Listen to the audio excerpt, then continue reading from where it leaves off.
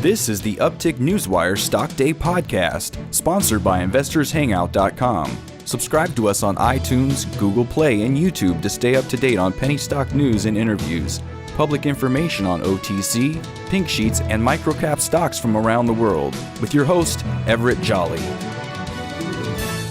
On today's show, I'm bringing you back a returning guest. They were on the show back in January 29th, 2018. We're talking no other than Cobalt Power Group. There has been some management changes there, and we're going to talk about that today. You can find them on the OTC market under the ticker symbol CBBWF. You also can find them on the TSX Venture under the ticker symbol CPO. And with us today to talk about his company is Chris Healey. He's the Vice President of Exploration and the Director of the company. Chris, welcome to the show. Thanks for having me, Everett. Pleasure to be here. Absolutely. Give my listeners a little bit about statement of how you guys make your money and what you guys do up there. Well, we're what's classed as a junior mining company.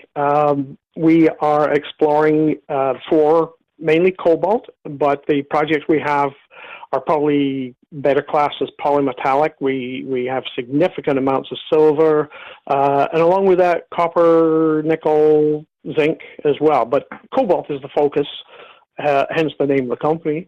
And we're working mainly in the Cobalt, Ontario mining camp, very appropriately named area, north of about 4 hours drive north of Toronto. So very, very accessible. Yeah, let's talk about the size and quality of your land holding in the Cobalt camp. Yeah, we have probably the largest, or if not the largest, one of the largest packages of land that any company holds. People are constantly adding more stuff to their portfolio, so it's sometimes hard to keep track of who is what in first place, but we're right up there. And not only are have we acquired large tracts of land, we've acquired quality land. We don't go for just acreage, hectares. If it's not quality land, I'm not interested. And so we have lots of potential on our grounds. We have old historic mines from the early 1900s with lots of past production. And what's interesting there is that although the area is called cobalt, it's actually a silver mining camp. And historically, cobalt was mined from time to time during the Second World War, strategic reasons. But mainly, the cobalt was a nuisance to the silver miners.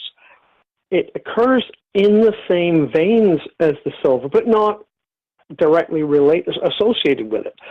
You don't get high-grade cobalt and high-grade silver to get it. So the silver miners went in and mined the silver. When the grade of silver dropped, they stopped mining. I see. And that's often where the cobalt grade picks up.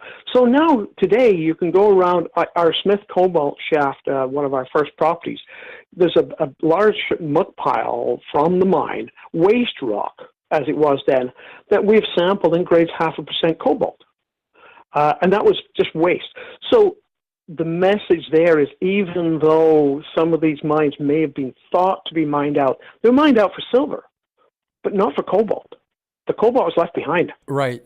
At my dinner table, we don't usually have a lot of conversations about cobalt. It's not at the top of our list. But why are you guys mining cobalt? What's so important about cobalt, and what does it mean to the market space? Okay, well, that's a good question. The cobalt has seen a huge growth demand and a growth in demand and in price, because it's a key component of the storage batteries for electric cars. They're known as lithium-ion batteries, but in truth, they have pretty much as much cobalt as lithium in them. And I think we all know what the future holds for electric cars. It's just immense. And that's why the price of cobalt is growing so rapidly. When Cobalt Power got into the cobalt space just about exactly 2 years ago, it was trading for about $10 a pound on the London Metal Exchange.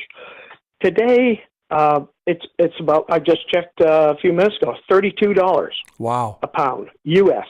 And it's just going to keep on growing. It has to. So as a junior mining company, do you guys farm that out? I know you recently did a 43-101 on your Smith project. How does the revenues fall on your balance sheet, and when will that happen? That's hard to say. We are at the exploration stage. We're fairly early. We are having some success in drill programs from last year, and I'll talk a little bit more about our exploration plans, our work plans, in a moment. We need to get, obviously, to get a mining operation, we need to get sufficient resources outlined, and we have a plan in place over a few years that is spelled out in that 43-101 technical report. There's a recommended program which is designed to take us to the point where you can make a decision on whether to actually go underground on some of the historic mines and open them up and start mining. So it's probably a 2-year process before we would get to a stage where we could say, yes, we are ready. But that's an aggressive program. I think the market requires an aggressive program. Yes, absolutely. And go ahead, if you would, maybe tell my listeners a little about your current exploration programs and where, because you guys really don't, you just have a small window from April to maybe, I don't know, August or September, and then after that, you guys shut down because of the weather. Is that correct? Not true. Not totally. Right now we have a crew of geology students ranging from third-year undergraduates to one young lady who's already has her PhD. So we get a very experienced crew of students.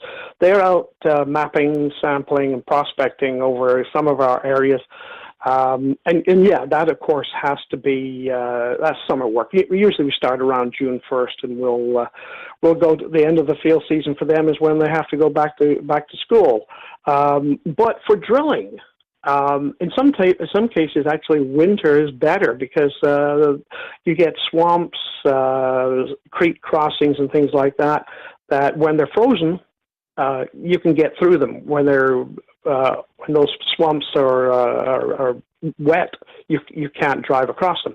And in northern Canada, a lot of a lot of drilling is done in the winter.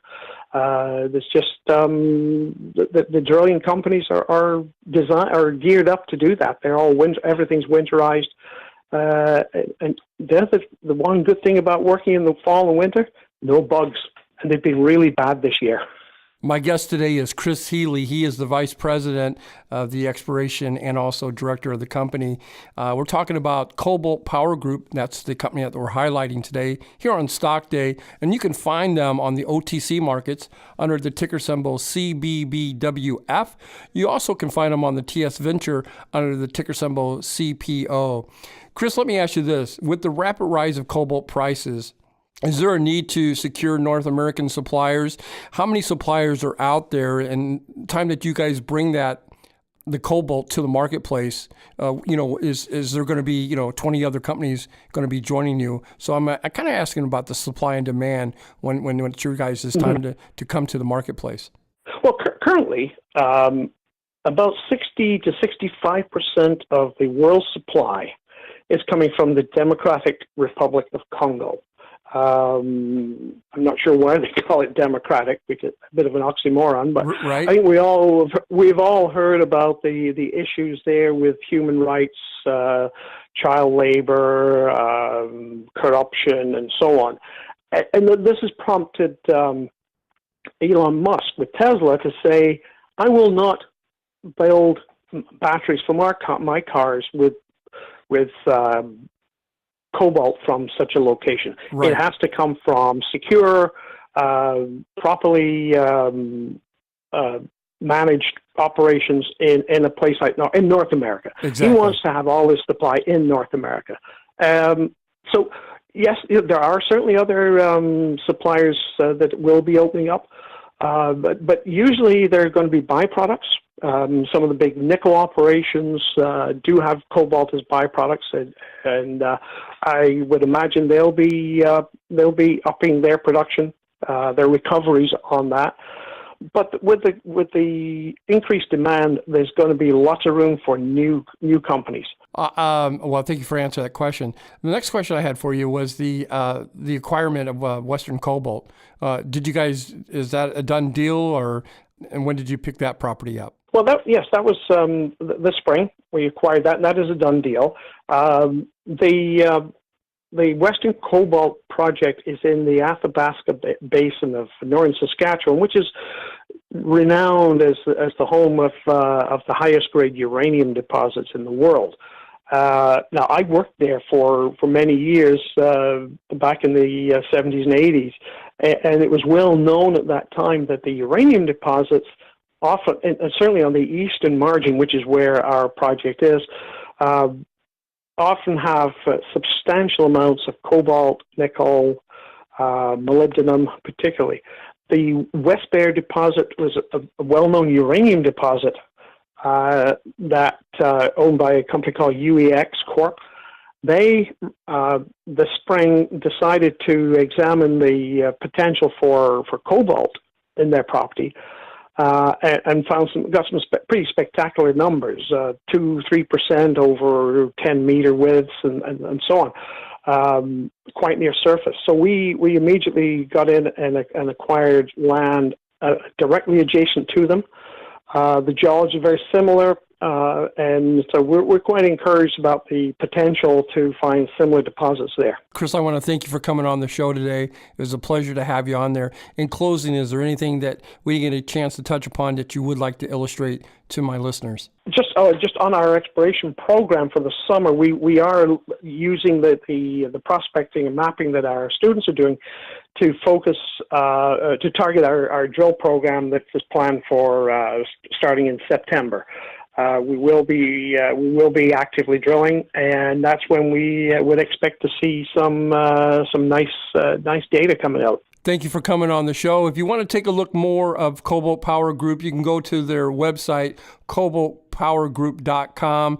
Like I said, they trade on the OTC markets under the ticker symbol CBBWF. I think they're undervalued here at 7 to 8 cents a share. Chris, thank you for your time. Hopefully you'll come back on the show. My pleasure.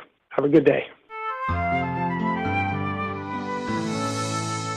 This program is entirely sponsored and produced by Uptick Newswire, LLC, which is responsible for the content. The opinions and information provided on this program are those of the guests and those of the respective companies they represent, and do not necessarily reflect those of the staff or management of Uptick Newswire. Uptick Newswire encourages all listeners of this program to do their due diligence and research when determining investment strategies that will work for them, or to seek the assistance of an investment professional. The guests of this program may have paid for its distribution and are not directly affiliated with Uptick Newswire or this station.